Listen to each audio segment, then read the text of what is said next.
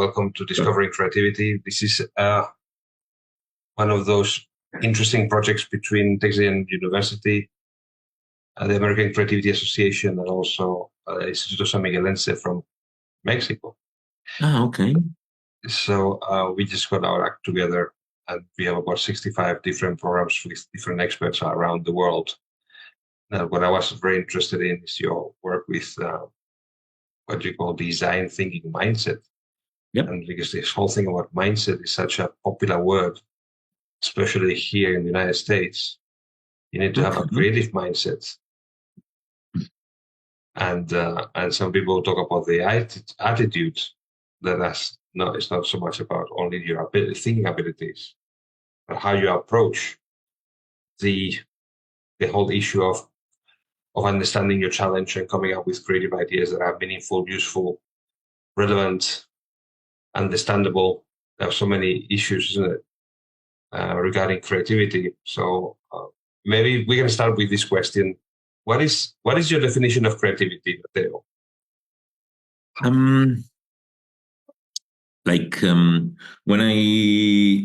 There's a lot of academic definition, but I'm sure that's not what you're looking for. So I'm not going into the academic definition per se, but I will give you my way of seeing, which is a novel side on the world. Like, I believe that creativity is when you assume a new perspective, and there is a new connection that sparks in your brain because you understand something that it wasn't there. So you are creating a new perspective, and then sometimes you also enact it. So you put this perspective into something tangible, like an artifact,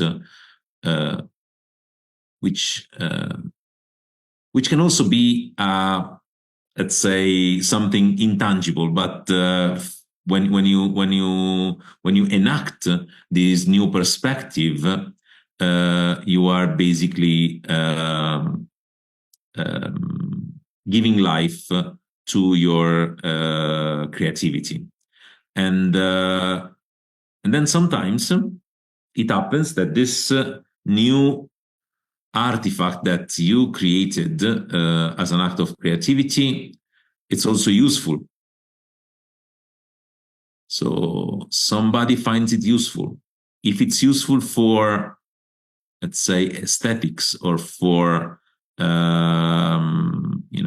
sparking new thoughts, or communicate emotions, we are in the art domain. If it's useful, it can be also useful for you. It's enough. It's still in the art domain.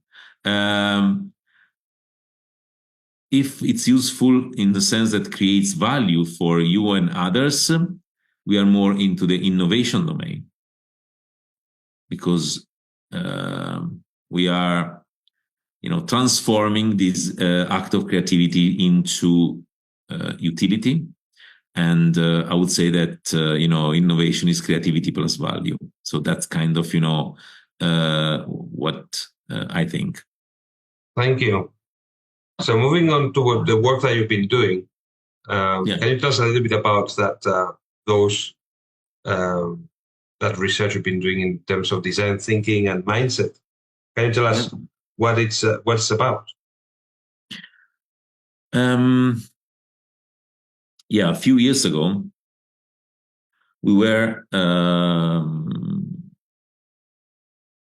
discussing with some companies about design thinking. And design thinking is a methodology that I learned when I did my visiting at Stanford. And there are several ways to define, but what I believe is that it's approach that you can apply to structure the creative and innovation process, so that a multiplicity of people with different background can share the same language. So it was derived from an approach that architects, designer already use, which is called the design process, that now in a more simplified version and on a different premise, which is not the creation of a new artifact or service or system, but it's more, how people from different discipline can collaborate together to produce a new output. So based on this difference, has been spread across organizations and different domains. So at Stanford was used in design in the mechanical engineering department, and it was basically conceived by engineers to help to connect more with users, with business people, with designers, with psychologists, with different domains. So this concept of approach, for me, it's quite important because it's basically it gives you the principles to apply this, process, and not the steps. So, like an approach is contingent, while a method, for example, is specific. So in design thinking, you can take these principles and apply to different contexts and have as a result a process which is slightly different because it is specific to that specific situation you are applying it. So what are some of these principles? These principles are, what people embody. And for example, creative confidence, or strive for making. These kind of things are concepts that you embody and that you develop by using this approach. And in a sense, this is a definition of mindset, which is in Latin forma mentis, which is how you shape your mind to approach the world. And in a sense, design thinking does that as an approach, helps people shape their mind to understand needs and make sense of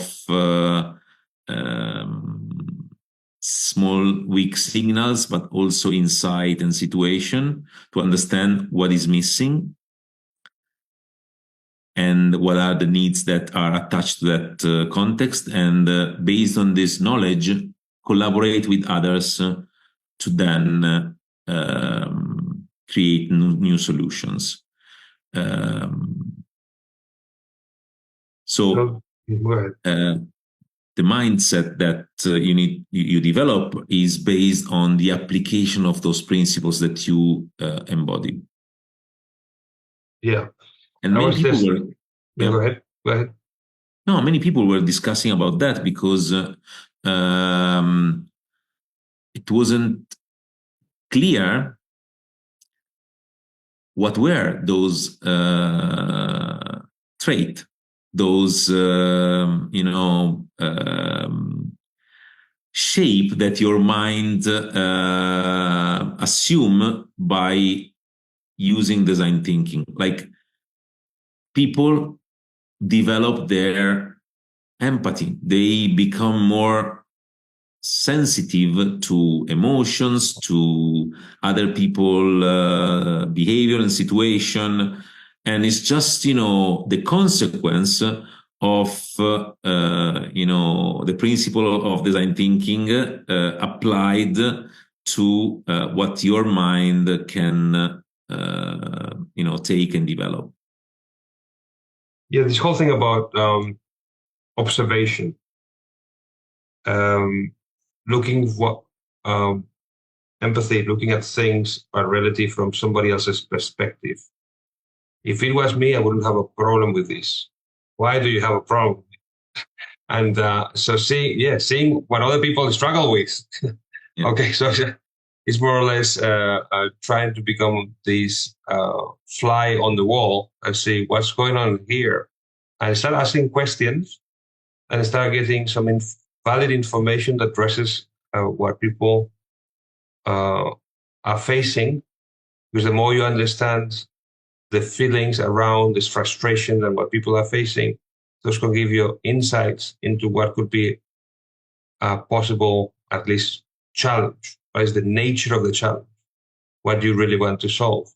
So that mindset is just the ability to be inquisitive enough on one side, and then a very good patient observer who can take down some meaningful notes.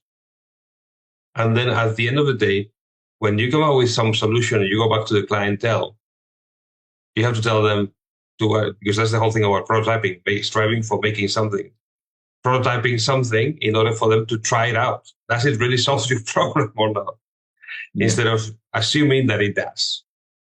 So I wonder whether those also are parts of what you talk about mindset. Because if a mindset is a way of looking at the world, then you're going to have different types of people working in design thinking. Some of them are going to be better at maybe what we call data gathering, observation. Some of them could be better at ideation. Some of them could be better at transferring attributes or designing something, coming up with ideas that include details that address the problem effectively. Some of these things, what I was going to say is that they take some training to become good at this. Yeah. What do you think? Mm-hmm. Design thinking is a practice, not a theory. So if you really want to learn, you have to do it. There's no other way. It's like, when you play the guitar, it's not that you can read a book about playing the guitar and claim you're playing the guitar, right? You cannot be Santana by watching a movie. You just need to play the guitar until you know. Yes. And this is design thinking. So in order to develop the mindset, you need to practice. Yes. You can read about it, but then you really need to put in practice. Otherwise, you will never have the skills and the forma mentis and the mindset that are putting you into, dancing with uncertainty or being comfortable in a risky situation because you are okay if you don't know the solution. Like most people, they want to start with, tell me what to do. But if you have practiced design thinking enough, you know that this is not innovative. My professor, Larry Leifer at Stanford, would say, if you finish the project with the same solution you had at the beginning, it's not innovation, right? It's like development. So, this sense for uncertainty, for example, you need to develop through time. And the same happens for empathy. It's not empathy that you care for. Most people care for others. It's this, specific type of empathy that, like you were saying, makes you live the life of your user, customer, stakeholder, but with the understanding of what are the things that are not working, the things that could be improved, the things that are missing. So, in a sense, you need to develop an attitude for understanding what people do not understand. So it's not about speaking with people. It's not about, being with them. It's about, feeling what it's not there. So this is, about, empathy. And then, you also need to think holistically, because if you don't have the system in mind, everything around, you might, focus on, this person needs this, but then, maybe in a situation that's not possible or not needed, or it's just, a specific thing. So you really need to have a sense of what you're doing and why you're doing in the context of doing it. So that's, the third aspect of design thinking mindset. Well, the whole thing is this persona, isn't it? When you observe certain amount of people, if you want to generate something that is going to impact a group of people, you're not going to generate a new product for one person. You are coming up with enough insights to say, well, there could be 5,000, 10,000, 2 million people facing the same situation. Now, how to find them is a different story. But at the end, well, you could come up with something that you have your niche market. So you have... Yes. Actually, this is, a little later in life when you develop the sense of how scalable is this situation. Yes. Some designers are also interested in addressing the need of a single person, because, some people get fixated and they really care for, something they find it important. And it can be that then they ask themselves, okay, is this need also of others? But sometimes you just find your, nugget also in a situation where only one person has this need.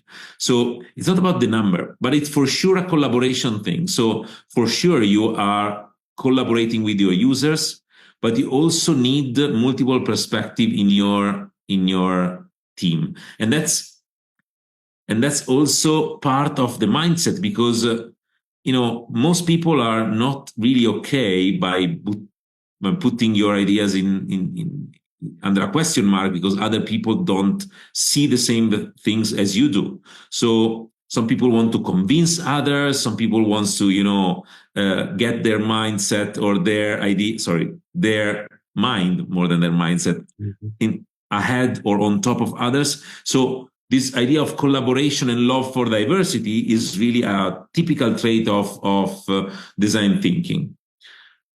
And as you were saying, people need to feel that they are learning. So that's the major compass. Some people are asking me, okay, what is the best, what is the most important trait of design thinking mindset? And for me, is learning.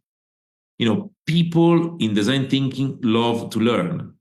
They feel that learning is their major compass. Like, I'm learning something here, so it's interesting. I'm not learning anything. I need to change direction. Need to, do some stuff to change. And you do that by experimenting, by prototyping, by trying out, by doing whatever it takes to learn. So really, this experimentation is an important asset that you need to develop as a skill. So as part of your mindset, you need to be ready to experiment, to put your ideas under, a test. And then, of course, prototyping is the skill that you need to experiment. But it's not the only way. There are also other experiments that does not involve prototyping. So that's why we don't think prototyping is part of mindset. It's more part of a skill that you develop in order to experiment. So this is an important distinction. So there are many ways to experiment. Experimentation has to do with putting something in practice and learning through an experience that gives you feedback. Yeah, exactly. You can experiment, for example, with a concept. Mm-hmm. You can experiment with data. I mean, You can experiment with a prototype, with a tangible prototype. Mm-hmm. You can experiment with, let's say, science. So Yes. sometimes it's material, sometimes it's like, scientific experiment. So it's more like, when we're talking about mindset, it's more like this cognition that you have that you don't trust even yourself. I have an idea. Maybe we should try it out. This is the mindset that you need to act. And then, of course, you need to know how to prototype, know how to experiment with data, know how to blah, blah, blah. So these are more like the skill. Yeah. Another trait that design thinking mindset should show is the ability of asking the right questions. We call it critical questioning. It's really important because most people are just in love with giving answer. However, in design thinking, you should not love answer. You should love questions. And the more you ask questions, the more you go deep into the understanding of reality and of people. And that's kind of, the whole point here. Well, we've covered quite a lot. We have covered quite a bit. Do you train or do you teach design thinking as part of your work at the university? Yeah. Have you seen a change or shift in the mindset of people as you present or you get them to work? Yes, definitely. Definitely. And what do you think? Actually, it's a permanent change. And what do you think is, what are the reasons why people change the way they think, the mindset? I ask always my students to reflect on their learning, to tell me and tell themselves what has changed. And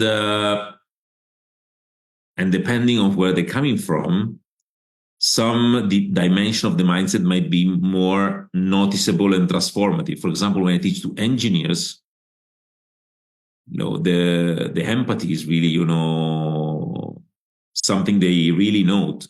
They tell me, I never thought that I could learn from users. I never thought that I could observe and, understand what's missing. Usually I was asking users, tell me what to do. And, when I speak to scientists, for example, and I teach them, like, the idea of experimentation is very normal to them. It's like very, very easy. The thing that is not normal, for example, is this dimension that we call abduction.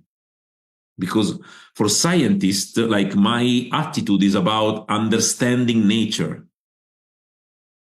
So, my whole cognition is about, there is a reality and I need to understand reality. That's it.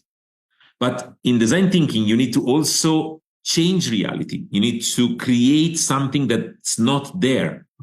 So it's like, you are creating new matter. And that's, for scientists, is really, really new. And they're like, my God, I always thought that my mission in life was understanding nature. And now you tell me that I can change nature. And it's like, yeah, to an extent. But in a sense, this trait is really new for them, and it's really transformative.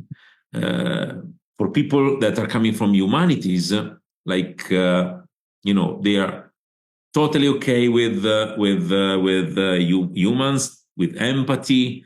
They understand experimentation, but then, for example, they might lack the creative confidence that is needed to, have the tools to change the reality. Like the students that are coming from that kind of field, they're always telling me, after this project, I learned that I could change things. and of course you can change things, and people are doing, you know, in a natural way. But you know, this idea that you have a process to do that you can do it with others, that is not about your own thoughts and your own ideas. It's about, you know, how reality reacts to those ideas, what those ideas are making into people. So this is really, you know, the dimension of creative confidence, which leads to what everybody is telling me, which is like, you know, the ability to create impact. We need to, and that's because I'm teaching. We need to have a future generation of people that is really feeling that they can change the world, that what they do matters. So you can have a positive influence, can have a positive influence and impact, yeah.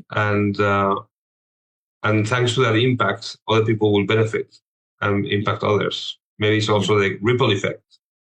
Yes. So this is really something that, as educators, it's very important.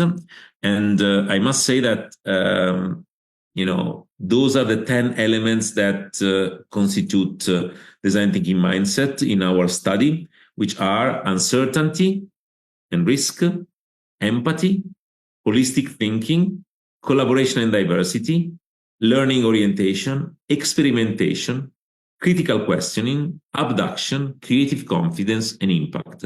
Those 10 dimensions are the one that you develop during your experience and exposure at design thinking.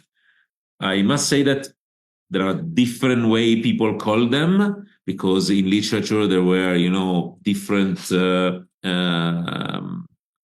you know, different perspective. But we did a very important literature review. We created this survey, we tested it. So we are now quite confident that those 10 are representing, you know, what you develop in your mind by doing design thinking. How has this article and your research influenced or been received by people either in Italy or the States or around the world? I have to say that this article is the one that since the beginning people love the most out of, you know, whatever I did.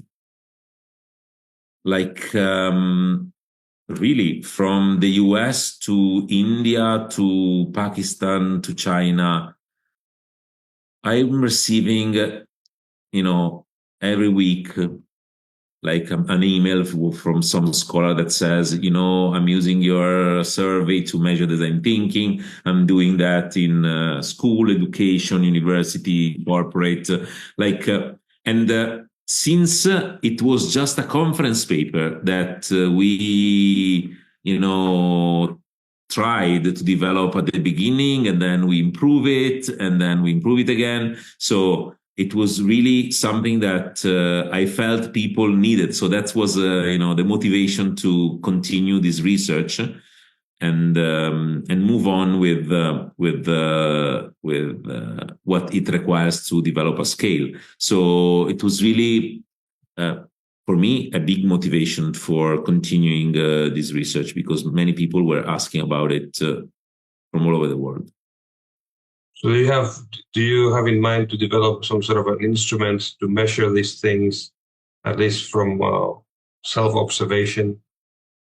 Yeah, we did that already. So we have this design thinking mindset tool that as of now, I just put it on the chat.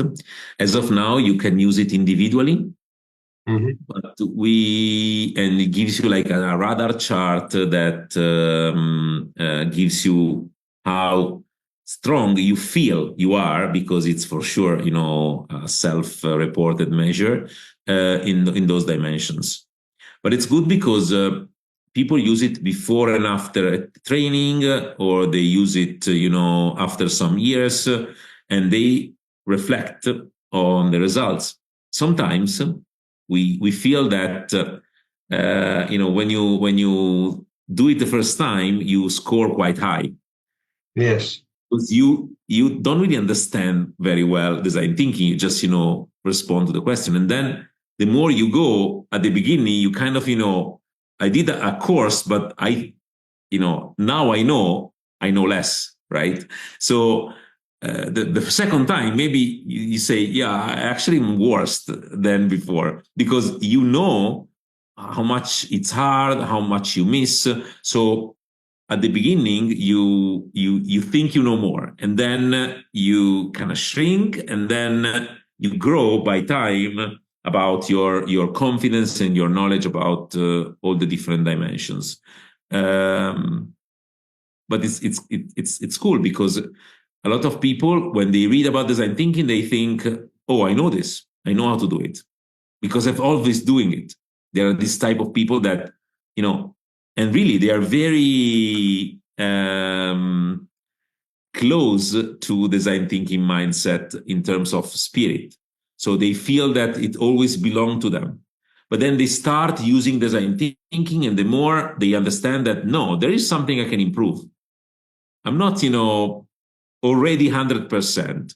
So maybe I can improve a little bit more on empathy, or maybe I can improve more on critical thinking. This time I was not really, confident. So let me work on my creativity confidence. So the more you use it, the better you are at evaluating yourself. And this instrument is good to check with how you are. Of course, you can cheat.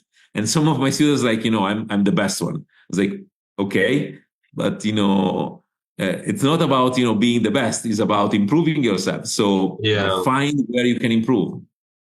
Yeah, creative confidence has different dimensions. I think there's a book written by this Tom Kelly on this thing. One of the things is this whole thing about being open-minded, but also this whole thing about taking the courage or risk-taking in terms of sharing novel ideas. What I find with my students is that many of them are afraid of sharing something very new because people will laugh at them. So what I tell them is that you need to start trying by telling jokes. Tell jokes. That the most difficult thing about telling a joke is that nobody will laugh.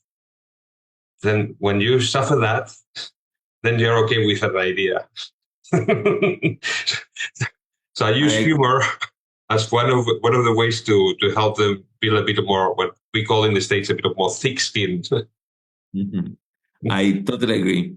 And, this idea of trying and putting yourself out there, it's really resonates with the design thinking mindset.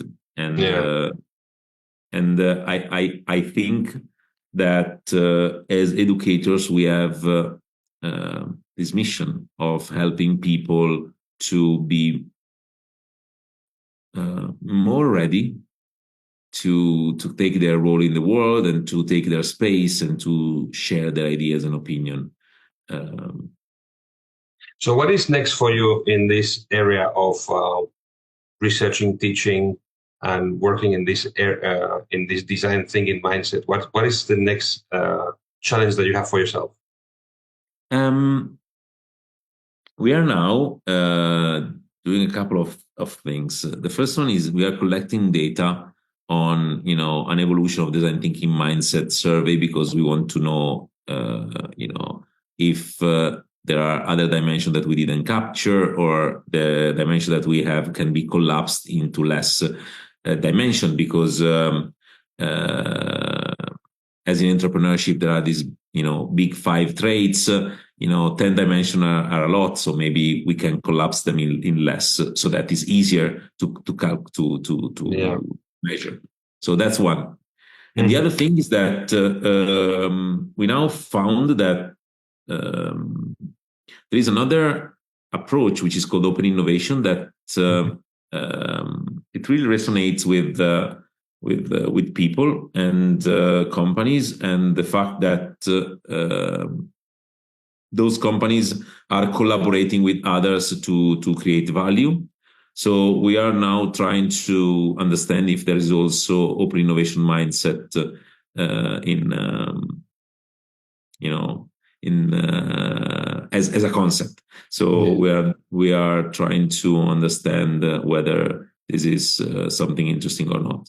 So trying to find a related mindset. Yeah. I mean, when I looked into this whole thing about open innovation, I saw how people are not about, number one, they're not trying to reinvent the wheel. They want to leverage on what somebody else has done.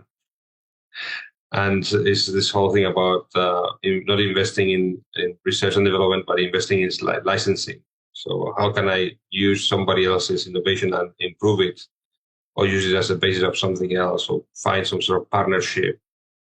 And it's amazing how this has developed, because when there are people only looking for new things in different nations. So you will have in Japan people looking at themselves, what are these people coming up with? And how can I bring some of these things that could be good solutions for the problems or challenges that people face in the United States, and try that open innovation approach. So it's quite an interesting field. Yeah. The fact that for me resonates with design thinking is that it's not only about a technique.